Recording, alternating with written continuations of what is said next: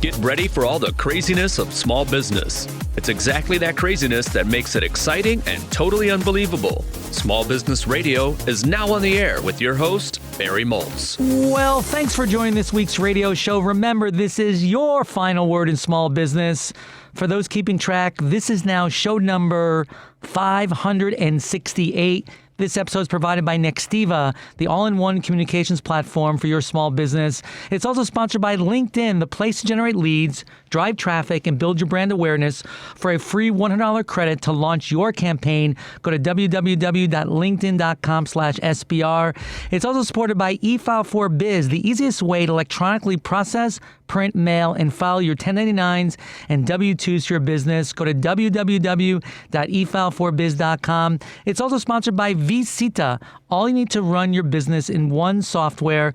Try for free at www.vcita.com. That's VCITA, and use code Barry10 for an exclusive discount. We're also supported by Blue Summit Supplies. Get your W-2s and 1099 tax forms that are due January 31st at www.bluesummitsupplies.com/SBR. Use code SBR10 at checkout to save 10% off your order. Well, this is the time of year that I make my predictions for small business.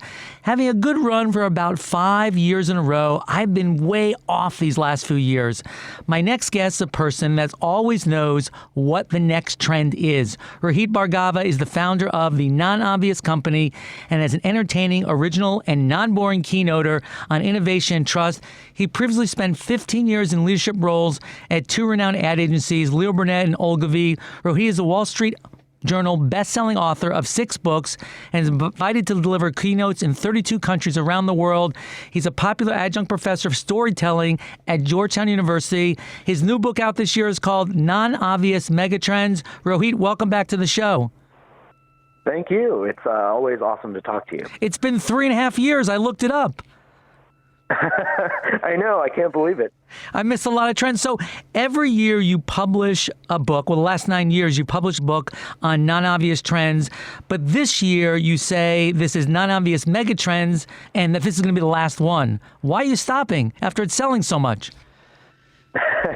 Well, I think, one reason is because I wanted to head out on top, Seinfeld style. I think That's like one of the big reasons. So it was kind of time. It's been a decade. I've been working on this project for 10 years, and every year I do new trend predictions, and it felt like 2020 was kind of this significant moment in all of our lives, right? And we're doing things differently. We're thinking about the world differently. We're kind of projecting forward, and so it was sort of a perfect time for me to think about how to write this a little bit differently. I know you say 2020. The last thing I turned around, it was like the year 2000. It's just crazy. I saw this funny meme online that said 2020 was 20 years ago, but 1980 was 20 years ago. That's exactly. So I want to call out a couple of your mega trends. The one you talk about is ungendering. You say that traditional gender divisions are replaced with more fluid understanding of gender identity, forcing a reevaluation how we see one another. I think for those who are of my generation, which is really, the boomers, we have a hard time with this thing called ungendering. Why is it important in business?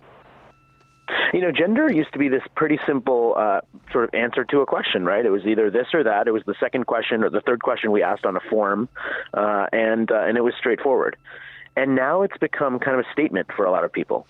This is how I want to be seen in the world. And so, I think we get hung up a lot on this idea of, gender, and I don't understand it, and it seems kind of strange, and everybody's thinking about it. But if we put it in terms of identity, as in we all just want to be understood and addressed in the way that we see ourselves, that makes sense to people. Like, I get that, And so I think for small business owners and for any of us, one of the things that we need to think about is, are we unintentionally driving people away by just assuming that they fit into the boxes that we put them in? So is it for small business, should we think of it as another way to define persona, a buyer's persona, and now gender becomes a factor, or a non-gendering becomes a factor? Yeah, I mean, that is one piece of it. It's customer personas, but the other is just these kind of unintentional things we might do to drive someone away, right? I mean, how important is it really for you to ask that sort of question, for example, in an interaction, right? I mean, depending on what you're selling, you may not necessarily need to know that. Like, if somebody's interested in what you have to sell and you have a great product or you have a great service and you're trying to get in front of somebody, like, don't lose their attention because you're unintentionally offending them. I thought it was really interesting and I think this was either Lyft or Uber, where you go on and you can set your preferred pronouns. So again, that it is more personalized service and the driver doesn't insult someone unintentionally. Yeah, and it's basic sales, right? I mean, anybody who's gone through sales training is like, oh, address your customer by name, like ask them their name and use their name because everyone loves hearing their name. And I think this is a reflection of that too. Like people want to be addressed with the correct pronoun. And yeah, I've been getting emails from people who in their email signature, it says my preferred pronoun is, and they tell you. Right. And I know a lot of people that I know say, well, I just don't get it. And I'm thinking to myself, it's not for you to get. It's the way they want to be identified. Yeah, and I think that is a great point, right? I mean, I think we do kind of get hung up on this. I don't get it. I don't understand it. You don't have to necessarily understand it. If someone says my name is so and so, you don't always know how to pronounce it, right? So you ask, you do your best, and you move on. Right. Absolutely. Well, megatrend number 3, you talk about instant knowledge. As we consume bite-sized knowledge on demand, we benefit from learning more quickly, but risk forgetting the value of mastery and wisdom. This is an area that I'm really concerned about, that people want instant knowledge, but no one's willing to go deep. How does that really affect us? I think there's a couple ways. I mean, it's a great example of a megatrend that it isn't inherently positive or negative. I mean, look, if I can go onto YouTube and I can learn how to fix a leak in my toilet myself, like that's awesome. I mean, that's great. That's good for everybody. What's bad is if all we have is that type of knowledge and no one ever believes that it's worth spending that extra time to become a master, to become an expert. So how does that affect us in business as we're trying to attract customers? Well, one of the biggest tenets of content marketing, which I know you talk about, is we want to educate our customers, because if we're the ones providing the education, we're building trust and we're building credibility. And I think this fits perfectly into that, because when people want instant knowledge, like who do they get it from? Right? And if you got, for example, a financial advisory firm and you're trying to educate your clients on what they should do with retirement, and they're going online and watching videos from someone else educating them, what are they going to think? Right? They're going to start thinking, well, why isn't my financial advisor educating me? Why do I feel dumb when I walk into that meeting with my advisor and I don't feel dumb after these videos? Maybe I should make a change. Rohit, do you think there's still a place to help people with mastery and wisdom? Because there are some people inevitably that always want to go deeper. Of course, yeah. I mean, I think that the nice thing about instant knowledge is it can be a gateway to mastery and wisdom. Look, I can go online and I can watch an acting class with Henry Winkler, or I can learn how to play the banjo with Steve Martin, and those are great. Like, am I going to be a professional banjo player? Maybe not, but that's okay, because I can start with that. And if I do find something that I love, something that I'm passionate about, then I'll spend the time. Because the thing with mastery and wisdom is, for a lot of people, we become masters and experts in the things that we love, and that's not going to change, because that's a human desire. It's interesting to me, because when I used to own a 1963 Ford Falcon, it didn't have any seatbelts in it because they weren't required at the time. But in order to drive it, I need to have seatbelts. So I go online, I'm thinking, how am I going to install these seatbelts? I wonder if anybody's ever done it. And of course, there was probably 6 places where you could watch videos of how to install seatbelts in a 1963 Ford Falcon. It's like, who would have known? Yep. Yeah, because the thing about expertise is, and when we learn about things from people like that, they've become an expert because they're passionate about it, and one of the things they want to do is they want to share that expertise. And that's really cool that we have instant access to that. I love your megatrend number 4. You call it revivalism. Overwhelmed by technology and complexity, people seek out a simpler experience to offer nostalgia and remember of a more trustworthy time. That's kind of like a complex statement. I think some people are looking for a place that is simpler, but was it really a more trustworthy time, or just only a couple sources who were trusted? I think maybe a little of both, and I think maybe we remember the past a little more romantically than perhaps we should. But I think that revivalism was a really interesting one, because what it meant to me, and the implication for any small business, was sometimes this thing that we consider to be bad, this word that we consider to be bad, which is downgraded, actually might be good. Because a lot of times what we think about when we think about downgraded is that it's less optimal. But a downgraded experience, for example, is something that maybe is more human. I mean, there was a great story that I wrote about of a grocery brand in the UK that created a slow checkout line. And it was such an awesome idea. Wow. The slow checkout line was you would get checked out by a real person. So it wouldn't be automated. It wouldn't be a kiosk. It would just be like an actual human. And they launched it in partnership with a dementia association for people who actually really need to interact with a person because it's overwhelming to deal with the technology. And so we all have the opportunity to do that. Like, what is our human version? What is our, like, we put that label on our stuff saying made in the USA. Like, what if we put a label that said made with empathy? Like, how do we do that? So how would you access this if you were a small business owner where you don't want to seem like behind the times or not always improving, but at the same time, you want to really meet the customer to where they want to be? Well, give them the option, right? I mean, it's all about options. You say to the customer, like, we could do it in this way, or we could do it the old way. What do you prefer? Which one do you like? What's better for you? Like, giving them the option, and that's an opportunity, I think, for small businesses, because for a lot of corporations, like, they've got these big IT infrastructure projects where they're removing that other option. Like, they don't want you to have the other option, right? And so that's an opportunity for us because, and I say us because I'm a small business owner too, right? Because that gives us a chance to meet the customer in a way that maybe our bigger competition can't. You know, it's interesting because I think that there were years ago where one of the banks came out and said, well, no, if you're going to actually make a deposit withdrawal at a teller, we're going to charge you $3. That didn't last too long. Yeah, you know, they went even one step further. I was actually booking a hotel the other day on hotels.com, and they actually said on the site that if you book the hotel via our mobile app, we won't charge you, but if you book it on our website, we'll charge you $5. Wow. So I'm like, now they're even pushing you off the website onto the mobile app. I mean, how extreme can we get here? Wow. So megatrend number 9 is called protective tech. As we rely on predictive technology to keep us and our world safe and convenient, we contend the privacy trade-offs required to make it work. We do want to be protective, but a lot of times people are willing to give up their information. They don't care about their privacy. Where does that stand, you think, in the future? I think people are starting to get wiser to it. Look, not to get too technical, but there's new legislation that just came out in California around privacy starting January 1st that I think is going to start to change the way that we see it, because what they're saying, one of the things they're saying is we as consumers, companies are required to give us access to all of our data. Like, we should be able to do it. And a lot of times people don't know, like, there's a button right now on Facebook where you can export every photo, every message, everything you've ever done on Facebook. You can export all of it and take it back. Now, a lot of people don't know that, right? And imagine how much stuff there would be. For some of us, it'd be like, volumes of stuff, right? But the idea that now we're giving up a lot of that privacy because we want the technology to proactively protect us, right? To predictively protect us. It's good and bad. I mean, the good is, look, I can get a message at any time from my credit card company saying, hey, there was a charge for $100. Did you approve this? Like, that's great, because what it means is, like, I can tell if there's fraud happening. The downside is I actually went to CES, so the Consumer Electronics Show, a couple of years ago, and there was a vending machine that reads your facially tracks you, connects it with the healthcare data, and decides whether your health says you should have that candy bar or not. Wow. Maybe that's a little too far. Wow. How did that product do? I think it was, at CES, it's all concept technology, so some of it makes it to market, some of it doesn't. It's all kind of, it's futuristic.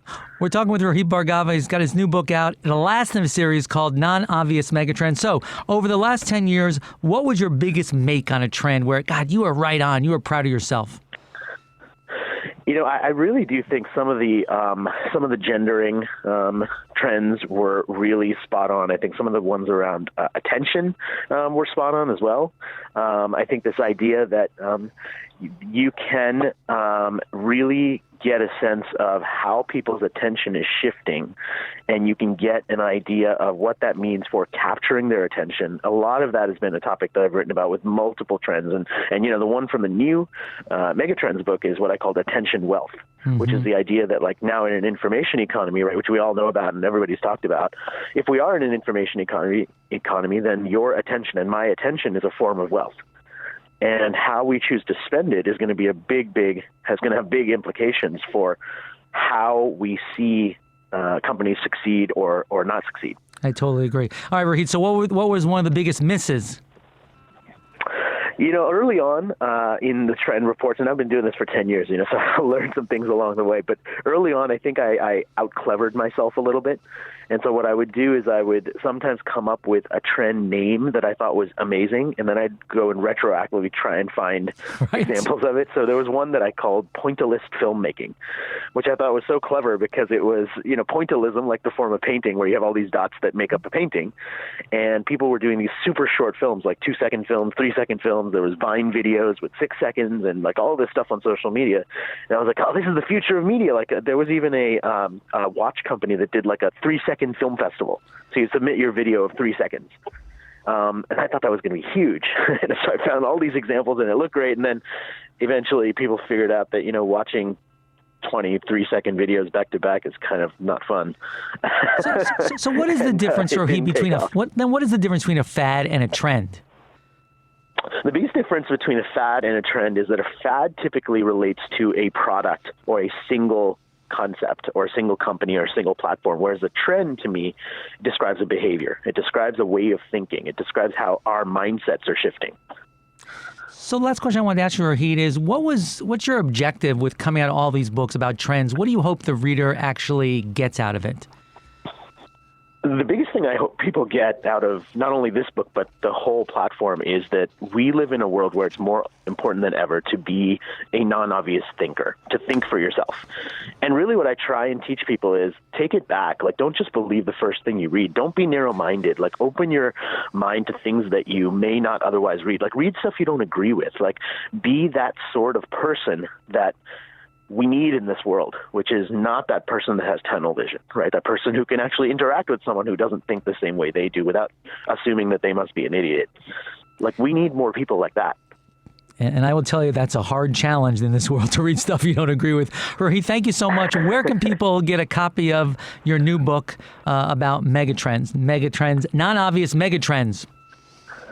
It is in bookstores nationwide. It's in airport bookstores as well. Online, you can go to nonobvious.com and find out more about the book there. So it should be pretty much anywhere books are sold. Rohit, I appreciate you coming back on the show. This is AM 820, WCPT in Chicago. We'll be right back.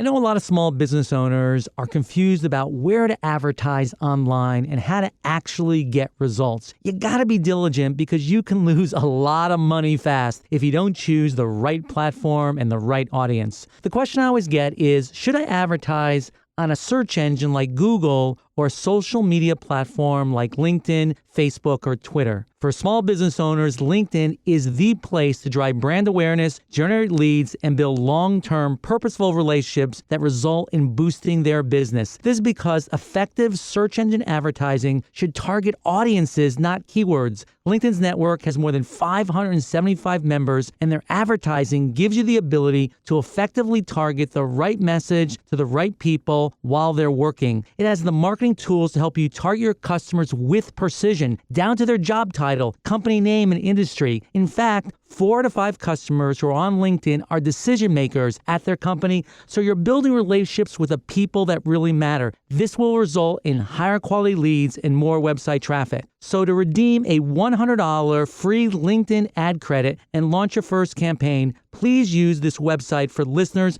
of Small Business Radio Show. You got to go to linkedin.com/SBR. That's linkedin.com/SBR for your free $100 ad credit. Remember that terms and conditions apply. Let me know about your results. You've already upgraded your cell phone to a smart device, which lets you use the internet to be more productive on the go. But what about your desk phone? Nextiva is a smart business phone system in the cloud. With a simple setup through an internet connection, you can soon have access to your office communications wherever you are. Stay seamlessly connected with clients and stay more mobile than ever before with just one low monthly cost. Give your business more than just a basic desk phone. Visit Nextiva.com or call 800-799-0600 to learn more today. Nextiva. Simplifying your business communications. Tune in regularly to my show, then you know that I talk to many different businesses across the country, different types of people, different backgrounds, all kinds of industries. But there's one thing that unites all of us: searching that thing known as work-life balance. I get pretty bummed out when a listener tells me that they haven't been home for dinner in a whole month. That's why I'm so excited to introduce you to vCita. vCita does a lot for one little application. It can help you achieve that lifestyle. vCita is that personal assistant on steroids you never had. It syncs your client information, appointments, and payments. vCita sends automated appointments and payment reminders, making sure your clients keep appointments and get paid on time. vCita understands today's consumer, making it easy for them to book an appointment and pay from literally anywhere. a website, Facebook, emails, even your Google My Business profile. It's also compatible with Google, Gmail, iCal, social media, and Square Payments. So get your free 14-day trial during which you can explore every single feature. Go to vcita.com. That's VCITA.com.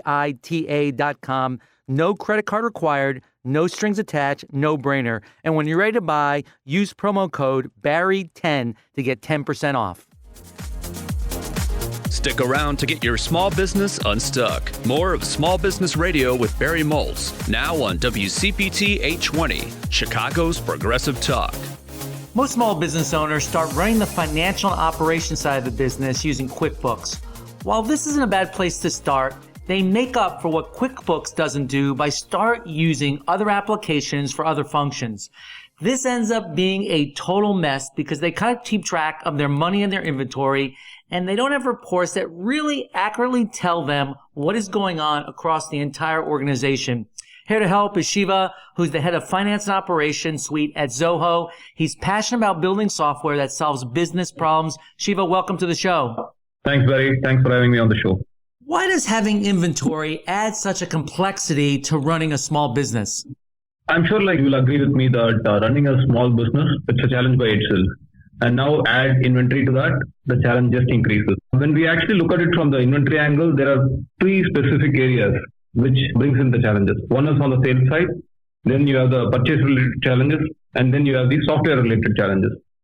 So if you actually look at the sales related challenges, just a few years ago, it used to be a lot more simpler because businesses typically sold their goods through one or two channels. Maybe they will just have an offline store and they will maybe sell things online, right? But now that's no more the case. Businesses have their offline stores, then they will have their online store, which is their website, and they will also be selling goods through multiple marketplaces. Marketplaces like, say, Amazon, Etsy, eBay, all these marketplaces. And again, the problem is when you have an order from, say, a marketplace, Amazon, the business is serving the particular order, then the stock in, say, Etsy has to go down by that particular order count. So this synchronization of inventory across these marketplaces is a big challenge. And the challenge just increases when businesses also have a lot of warehouses. So that's the challenge on the sales side. Again, when you look at it from the purchase side, you have all the questions like, whom should I purchase with? What is the quantity that I should order? When should I order? So all these questions. So all this makes things really complex on the purchase side. These might look as simple questions, but if you actually get into the details, this can be really, really complex. Yeah. And on the software, again, you have a whole set of challenge. What software should I use? Because deciding on the right software can actually make or break the business. You know, this is really a challenge because I've actually run a business that had inventory. This was a while ago when software used to come on disks. But I would tell you now, it's really hard to keep your inventory accurate across multiple channels because it has to be right, Shiva, because people want to know, is the product in stock and when they're going to get it, because we're so used to getting it in a day or two through Amazon, right? Yeah. When a customer orders, they should have complete visibility as to what is the quantity that this particular businesses have, because if they order something that is completely out of stock and they are not going to receive the goods in time, business will have an irritated customer who might never do business again with this particular company. Right. It's a big challenge. Typically, businesses start with something simple. They start with Excel or something very simple to manage all this inventory, but very soon they will find out that that's not going to address all their challenges, because manually updating all the information is going to be a challenge, and things can be error prone when we are doing it manually. So then they move to a desktop software, which actually can automate a few processes. But the key challenge again is when you take a standalone desktop solution, it cannot be integrating you with all the sales channels. This is where choosing the right software can help. The right solution in this case can be a cloud-based solution which actually interconnects the business with all the sales channels, be it the marketplace, be it the shipment providers, and all this. So that actually helps synchronize the inventory across all the sales channels and also to give a seamless experience to the customers. Because to do it well, you need to, as you were saying, Shiva, you have to connect the sales process to the purchase of the items to make sure that they're in stock, make sure you don't carry too many, all the way through shipping, because the customer now wants to know where their product is at every step of the game, right?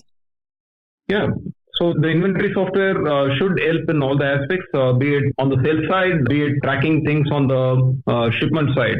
Whereas even after the goods are shipped to the customers, they should be able to track it as to where things are. Say, for example, the customer actually reaches out to the help desk asking like, I placed the order on this particular date, what happened to my shipment? They should be able to provide accurate information. Over and above that, instead of just asking the customer to reach out to the help desk, businesses should be able to provide a portal where the customer can track his orders, the shipments and other things by himself. Shiva, one of the problems that I faced when I managed my own inventory was that I found that the inventory actually ate the cash flow in my business, because while I wanted the product in stock when the customer ordered it, I didn't really know what my fill rate should be, how many I should order, and at what point I should order more stock, so I didn't know my cash flow. What do you suggest? Yeah, so businesses have to clearly understand the demand pattern. When is their goods in demand? For example, you take the holiday season, right? The demand for the goods can actually be on the higher side. So businesses should clearly understand the demand pattern, and they should also know what is going to be the lead time when they are ordering from their suppliers, right? And things like what is going to be my volume discount if I'm placing orders on a particular supplier and all those things. So understanding all this actually will help manage a better cash flow.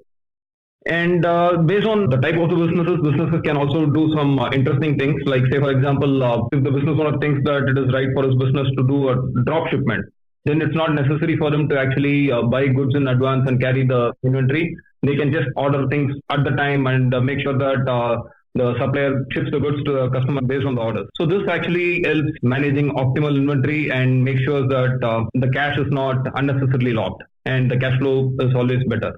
Another thing that generally big companies do is just-in-time inventory. Most of the big companies which has the power to dictate terms to their vendors make sure that inventory arrives only at the time when it is really, really required.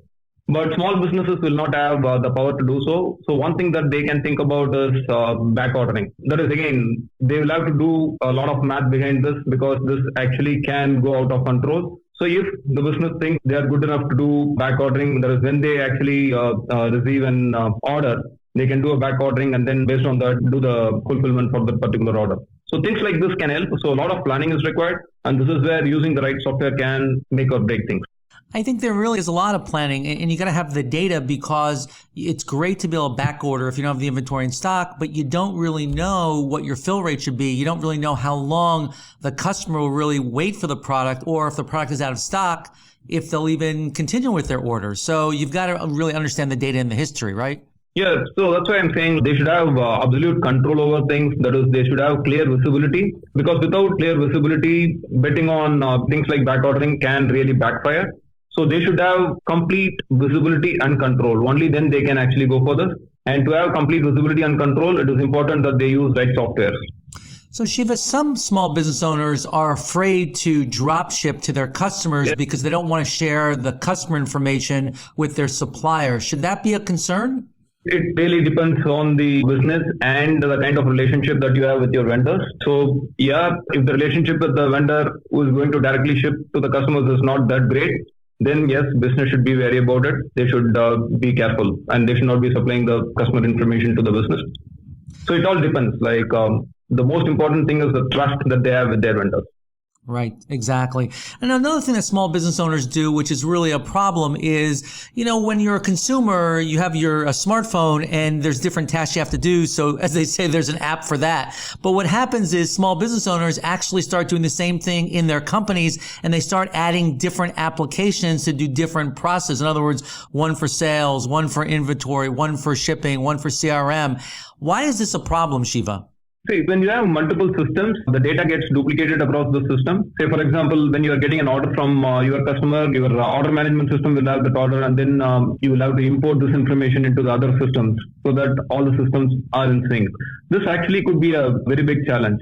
So that's why it's important that businesses select a system which is very open and which can be integrated or which is already integrated. So there is no requirement to manually move data from one system to the other. So systems can automatically talk to one another and update themselves.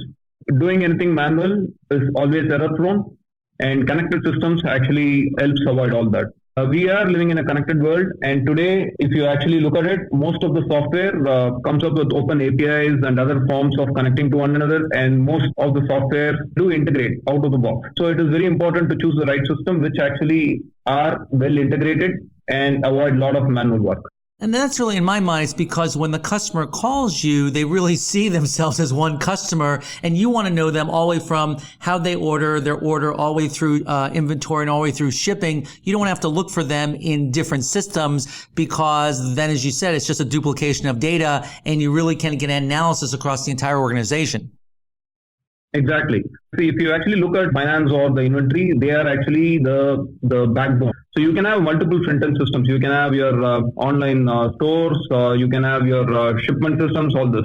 Your inventory system sitting in the middle should actually connect or talk to all the other systems and make sure that the information that is shown on all the systems are right and accurate at any point of time. So that customers who is looking at any of the other systems, like be it your online store for ordering goods, so when let's say a customer is coming to your online store to order goods, they should see the accurate stock that is available in the inventory system. So the inventory system should constantly update the online store. Similarly, the inventory system should also be talking to your shipment systems and other things, so that whatever information is shown there is accurate. Let's say a fulfillment is happening and the shipment system is talking to your inventory system, providing all the information. The accurate information should be reflected back to your customer so that he is able to track his order and make sure that things are in place. So Shiva, how can Zoho help a small business owner in this way? Because they can use a single system in all these different parts, right? Yeah, if you actually look at Zoho, we are a software company and we do business applications on the cloud. Zoho is actually an operating system for business. What I mean by that is businesses for any of their software requirements can look up to Zoho. So we have 50 plus applications for building your website, building your online stores, managing your customers, inventory, your accounting, tax, billing, all this.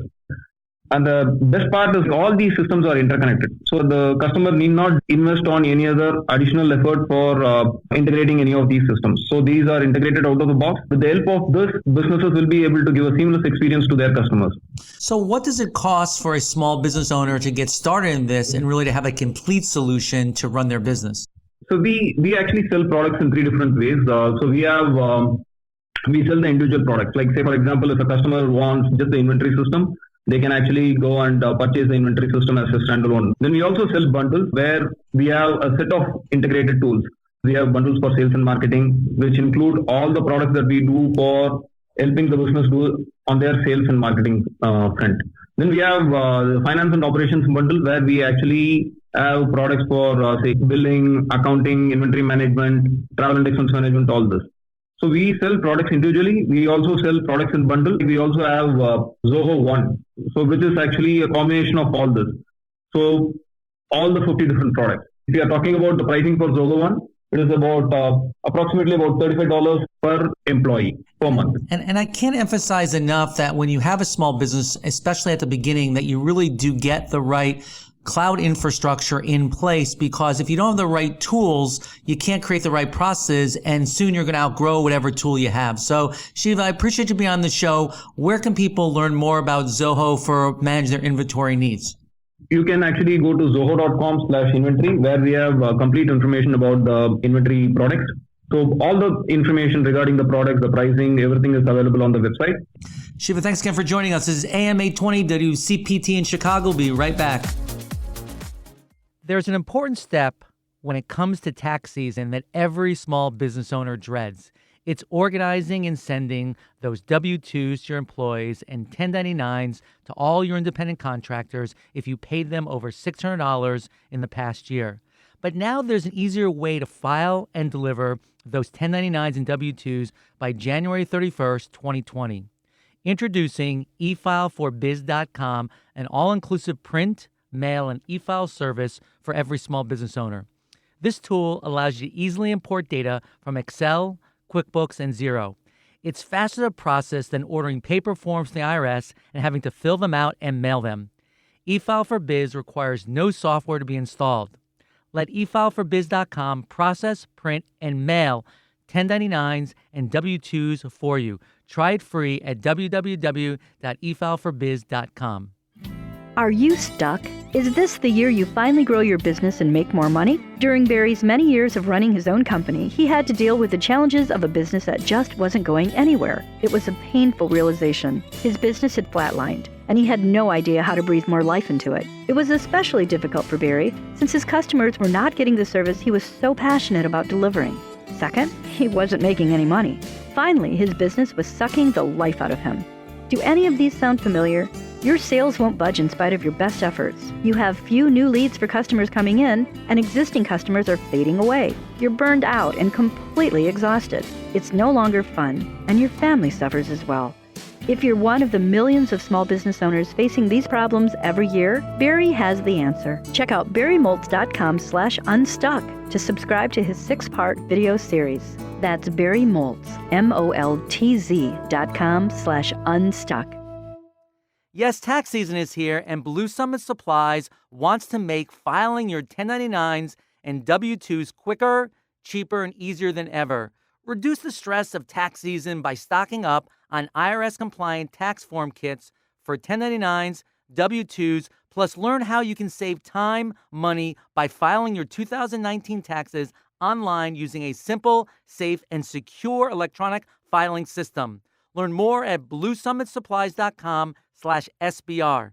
That's bluesummitsupplies.com/SBR and use code SBR10 at checkout to save 10% on your order for any paper tax forms or envelopes. Stick around to get your small business unstuck. More of Small Business Radio with Barry Moltz, now on WCPT 820, Chicago's Progressive Talk.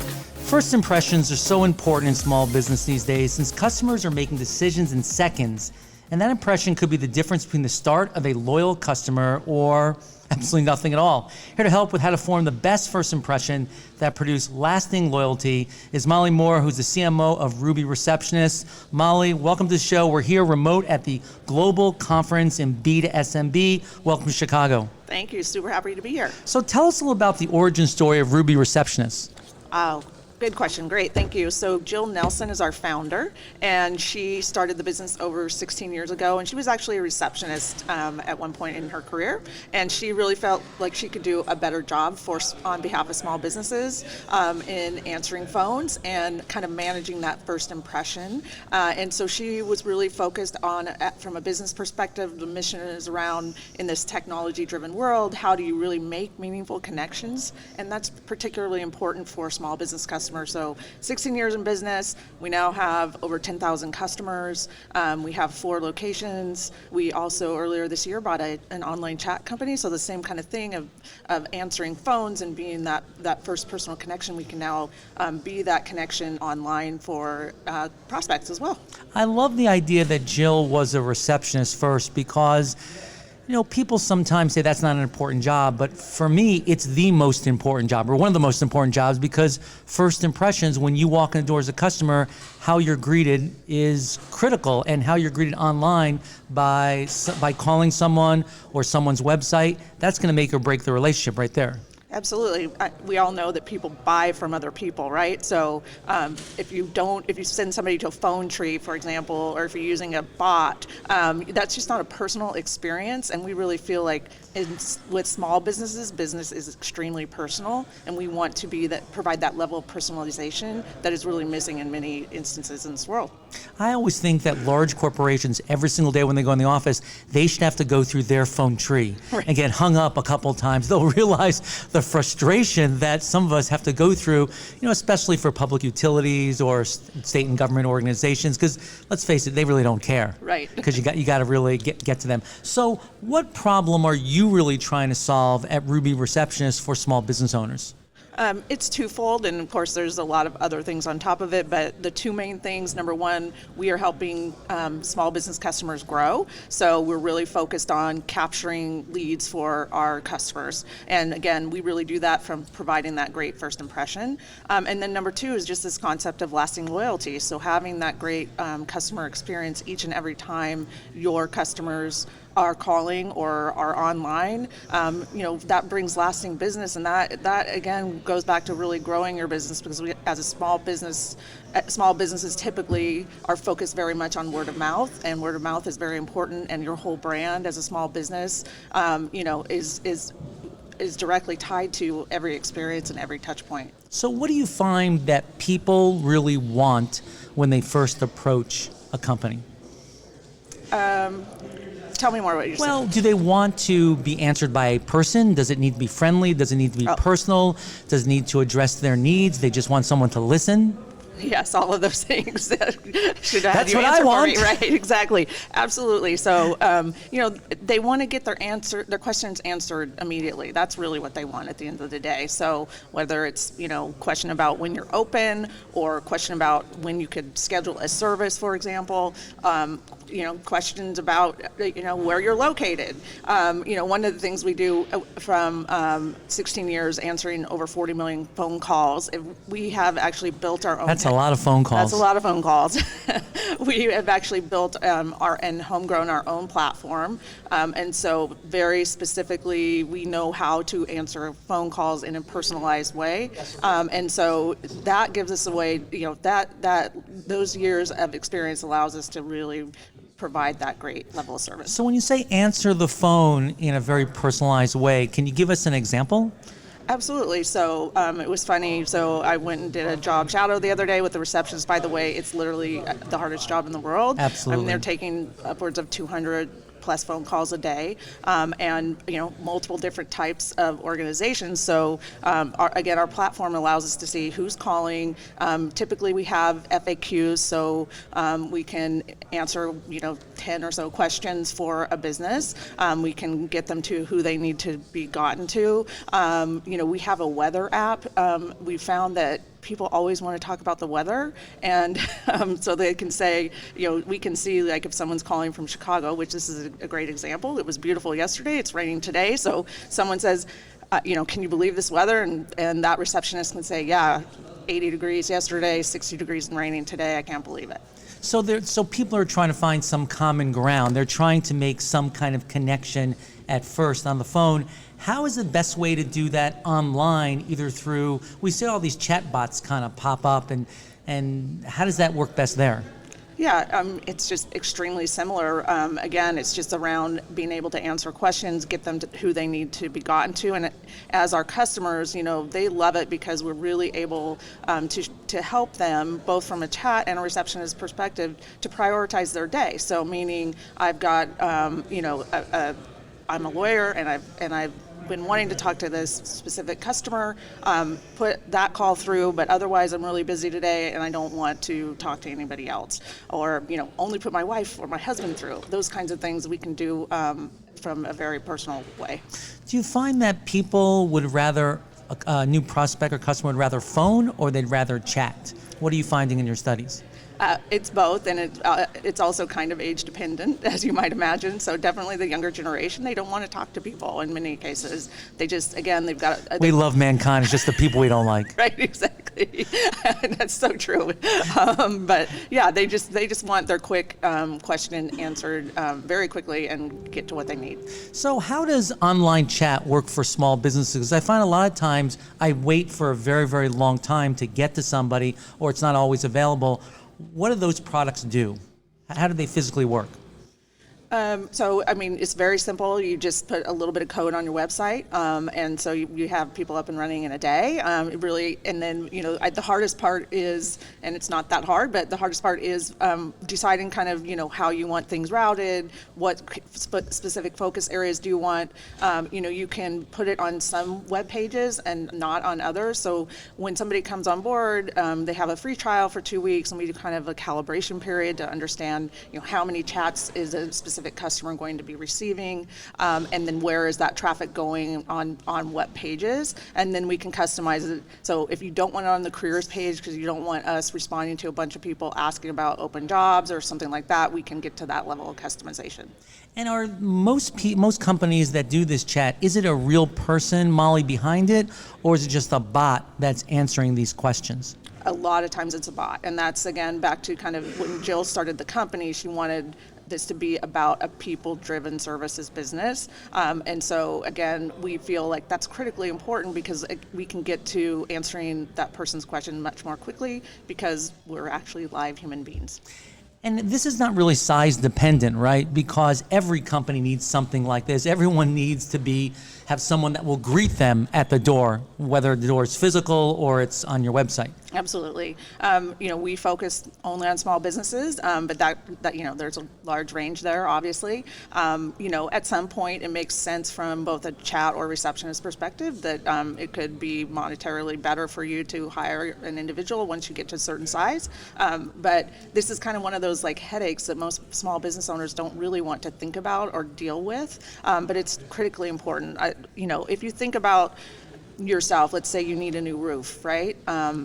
So you're going to go online, you'll do a research in your local area about roofers, you'll look for the 5 people with 5 stars, and you will start either calling or going online to connect. And that first person that you connect with, assuming they sound good on the phone, you're going with. That value of a misconnection is really what we position on.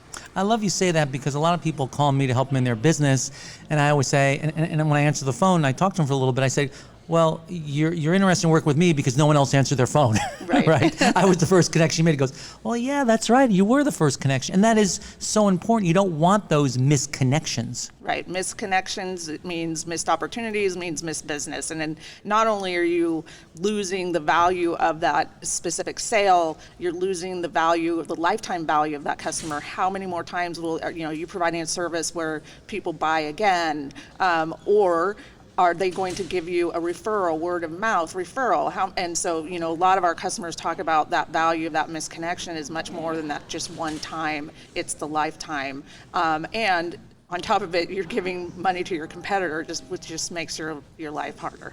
And if you do have those misconnections, Molly, your cost of acquisition go up. Absolutely. Right, because here is someone who has raised their hand and said, hey, I'm a prospect, and you don't get the chance of converting them to a customer, and you probably got a 1 out of 4, 1 out of 3 chance of getting that business. Absolutely, and if you think about the cost there of the acquisition, as you said, you may be spending money on paid search for your website. You may be doing some kind of marketing campaign for a phone call, people driving leads into your business. And so you're losing all of that money too because you're not giving that great experience when they connect with you or don't. Now, I went on your website to see how I would be greeted. And one of the things I loved about it, that your mission statement is, we cultivate great relationships from first impressions to lasting loyalty. I thought that was such a great mission because that's something that we all can get behind. Absolutely. I mean, again, back to this concept of business is personal and small business is even more personal. That is really what we're trying to drive here and provide that great connection. Because no one really wants to buy your product or service these days. They want to have an authentic, personal experience with you or your company. I mean, I think this goes way back to when Burger King said, I could have it my way back in the 70s. And now with Keurig coffee, you just make that one cup. Yeah. Right? Everyone can have their own different cups. So you really do want to have it just for you. Absolutely. And it's funny, Jill will say, talk about when she started the business so long ago that, everyone told her, well, at some point in time, the phone call is going to go away. And that's just absolutely untrue. And as we can see, there's all kinds of data that'll show that it's exponentially growing. You've got click to call on mobile. Mobile is, has driven so much more from a phone call perspective that it's critically important as a small business that you take that into account. Yeah, for me, I don't think it's even phone call. It doesn't even matter how they make that first contact, right? That first contact could be social media. That first contact could be email. That first contact could be texting or online chat. It's that you're ready for it. Absolutely. Right? Yep. So you're here at the BSMB Global Conference. I always love to say that word, global. Why do you come to this event, and why is it important? Because, honestly, you can always continue to learn. Everybody here is focused on serving the small business customer and sharing best practices and really truly understanding what drives a small business. We know, one of the things we talk about a lot is that small business owners are so passionate and really just learning how to tap into that passion and to really help small businesses grow. I mean, it sounds cheesy, but that is what we are all about at Ruby. And coming here and learning how others are better serving small businesses is great. And I'm sure we'll walk away with lots of ideas. And it's not that easy to address the needs or get to the small business owners because it's so fragmented, right? Absolutely. And so you really have to find the techniques that work out well. Last question I wanted to ask Molly was, why do you think so many small business owners say that the customer service or customer experience is so important to their business, but they don't necessarily run their business that way? They're just wearing so many hats, right? I mean, we started this and I said we do two things. I'd say like the third very close thing that we also do is free up time for the small business owner. Now, whether that means they spend more time with their kids and their family or allow them to actually focus on the work at hand, we love the fact that we're enabling them in that way. This is just allows them not to have to think about, I've got to figure out when I can answer the phone. And so, yeah, it's a great mission. It's a great opportunity to serve small business. Yeah, I think it's really important. I'm glad that you're here in Chicago. Where can people learn more about Ruby Receptionist and get help that they need? Best thing to do is go to www.callruby.com. As you did, you can experience our online chat for yourself there. Also give our 800 number a call, and you can experience our receptionist answering the call, and they'll provide you with a really great experience, and you will know, until somebody actually experiences it and talks to our friendly, happy people, you just don't understand. One of the things we like to say is Ruby never gets sick, never has a bad day. We're never going to make a customer unhappy because we're having a bad day. We don't have bad days at Ruby, and so I'd recommend that you check it out. One thing that I appreciated was you didn't ask me to spell receptionist; it was just call Ruby. Yes. So that was good. And Molly, where can people find you on the web? I'm actually on the website, on the Call Ruby website. Of course, my LinkedIn as well, Molly D. Moore, and so would love to connect with anybody out there and to either share best practices or talk about how we can help you or whatever it is. Well, thanks for joining this week's radio show. I want to thank our sponsors, Nextiva, the all-in-one communications platform for your small business. I also want to thank LinkedIn, the place to generate leads, drive traffic, and build your brand awareness. For a free $100 credit to launch your campaign, go to www.linkedin.com/SBR. The show is also supported by eFile4Biz, the easiest way to process, print, and mail your file, your 1099s, and W-2s to your business. Go to www.efile4biz.com. We're also sponsored by vCita, all you need to run your business in one software. Try it for free at www.vcita.com and use Barry10 for an exclusive discount. We're also supported by Blue Summit Supplies. Get your W-2s and 1099 tax forms that your business must file by January 31st. Go to www.bluesummitSupplies/SBR and use SBR10 at checkout to save 10% on your order. And I got to thank our incredible staff, our booking producer, Sarah Shaffrin, our in-studio producer, Lady B, our marketing manager, Courtney Gilchrist. If you are serious about being more successful this year, you got to give me a call, 773-837-8250, or email me at barry@moltz.com. Remember, love everyone, trust the few, and paddle your own canoe. Have a profitable and passionate week. You can find Barry Moltz on the web at barrymoltz.com, or more episodes of Small Business Radio at smallbizradioshow.com.